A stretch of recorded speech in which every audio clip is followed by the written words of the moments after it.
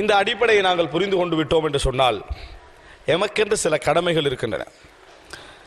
ஒரு தந்தையை பொறுத்த வரைக்கும் எதுவரை காலம் அவரால் கண்டிப்பாக இருக்க முடியும் அப்படி என்று சொன்னால், அவரிடத்திலே பொருளாதாரம் இருந்து அவர்தான் அந்த குடும்பத்தை நிர்வகிக்க வேண்டும் என்கின்ற ஒரு கடமை இருக்கின்ற காலம் வரும் வரைக்கும் தான் அவரால் கண்டிப்பை வெளிப்படுத்த முடியும்.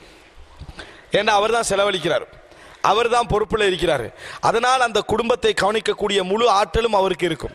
அந்த காலப்பகுதியில் தான் அவர் அந்த கண்டிப்பான ஏற்கனவே உள்ள தோரணையில் அவர் இருக்க முடியும். எல்லாரும் அதை கேட்டு நடக்கக்கூடிய நிலையும் அப்பதான் ஏற்படும்.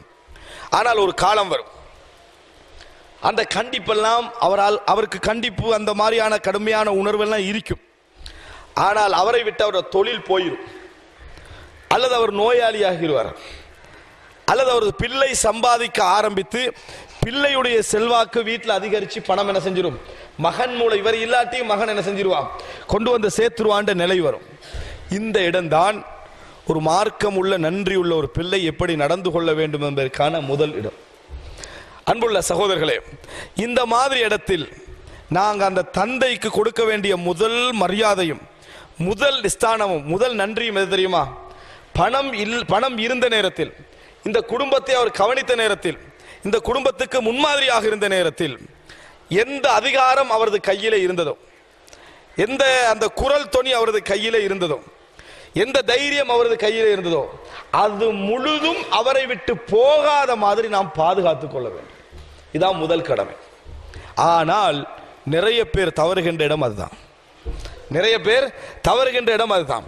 சில தந்தைமார்கள் என்ன செய்து விடுவார்கள் என்று சொன்னால், அந்த மாதிரி கட்டம் வர டைம்ல இப்ப மகன் தான் செலவழிக்கிறான், பார்க்கிறது அவன் தான் என்று சொல்லி தனக்கு நடக்க முடியாது விட்டால், தான் போக முடியாது விட்டால் உணவு கேட்பதற்கு கூட என்ன செய்வார்கள், சங்கடப்படுவார்கள்.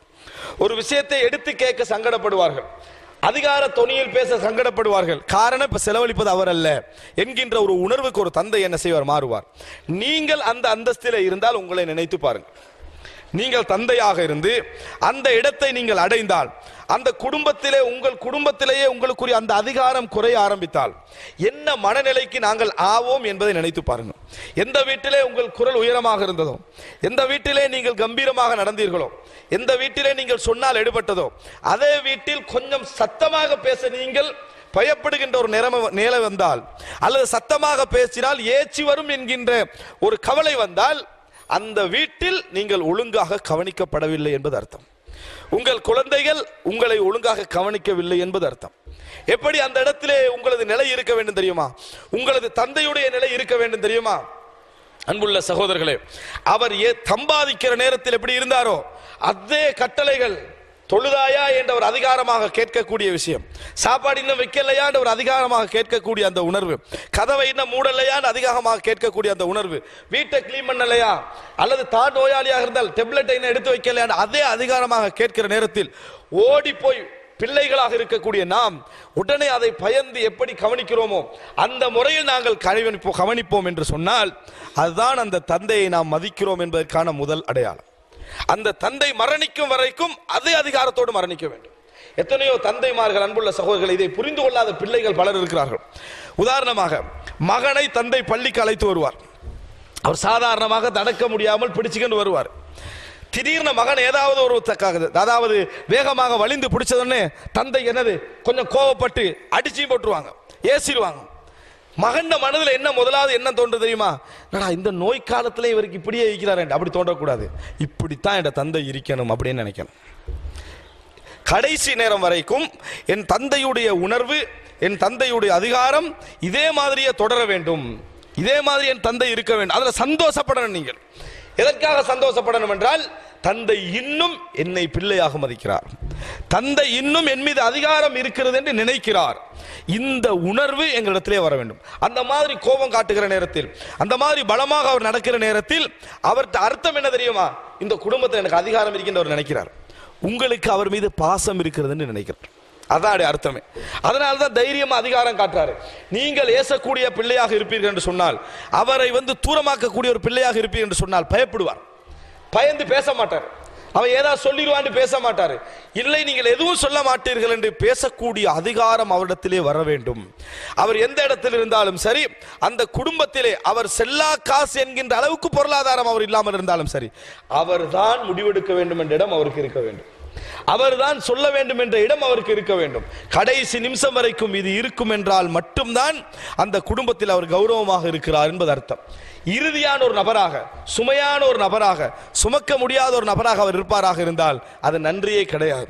இதனால் தான் இமாம் ஹசனுல் பஸரி ரஹிமஹுல்லா அவர்கள் சொன்னார்கள், ஒருவர் அவரிடத்தில் கேட்கிறார்கள், நான் தந்தையையும் தாயை கவனித்து வருகிறேன், தந்தையும் தாயும் என்னை சிறிய வயதிலே கவனித்தார்களே, அந்த கூலி எனக்கு கிடைக்கும், அந்த இடத்தை நான் அடைந்து விடுவேனா என்று கேட்டார்கள்.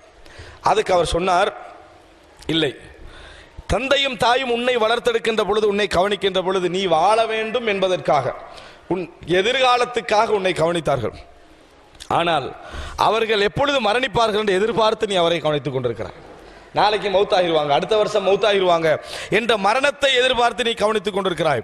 அவர்கள் உனது வாழ்க்கையை எதிர்பார்த்து நீ மரணிக்க கூடாது என்று எதிர்பார்த்து உன்னை என்ன செய்தார்கள், கவனித்தார்கள் என்று சொன்னார்கள். எனவே அன்புள்ள சகோதரர்களே, அதிகாரம் என்பது அந்த தந்தையுடைய கையில் கடைசி வரைக்கும் இருக்க வேண்டும். நீங்கள் உண்மையான ஒரு பிள்ளையாக இருந்து அந்த தந்தை உணர்த்துவீர்கள் என்று சொன்னால், அவருடைய கடும்போக்கு எல்லாம் சில பொழுதுகளில் இடைஞ்சலாக கூட இருக்கும். வலா தகுல்லஹுமா உஃபின், சி என்று கூட என்ன செய்ய வேண்டாம், அவர்கள் இருவருக்கும் சொல்ல வேண்டாம் என்று அல்லாஹு தஆலா குர்ஆனிலே சொல்லி காட்டுகிறார். அந்த அதிகாரத்தை நாம் கொடுக்க வேண்டும். அவர் எந்த முறையில் கடிந்து கொண்டாலும், நாங்கள் நலவு செய்கிற நேரத்தில், இன்னும் சொல்ல போனால் வயது போக போக போக தந்தையுடைய கண்டிப்பு குணம் விரிவடைஞ்சு கொண்டே போகும். சம்பந்தம் இல்லாததுக்கெல்லாம் கோவப்படுவார், சம்பந்தம் இல்லாததுக்கெல்லாம் கண்டிப்பாரு, சம்பந்தம் இல்லாத மாதிரி எல்லாம் பேசுவாரு. அந்த மாதிரி நேரங்களில் கூட அவருக்குரிய அந்த அதிகாரத்தை வழங்கி நாங்கள் மரியாதை செலுத்துவது இருக்கிறது, அதுதான் அவர்களுடைய ஒரு பிரார்த்தனை எங்களை வந்து அடைந்து வைங்க, உலகத்தில் எவன் கேட்டாலும் அதுக்கு ஈடாக. அப்படிப்பட்ட ஒரு நிலையை, ஒரு தந்தைக்குரிய அதிகாரத்தை நாங்கள் கொடுக்க வேண்டும். இது தந்தைக்கு கொடுக்கக்கூடிய முதல் விஷயம்.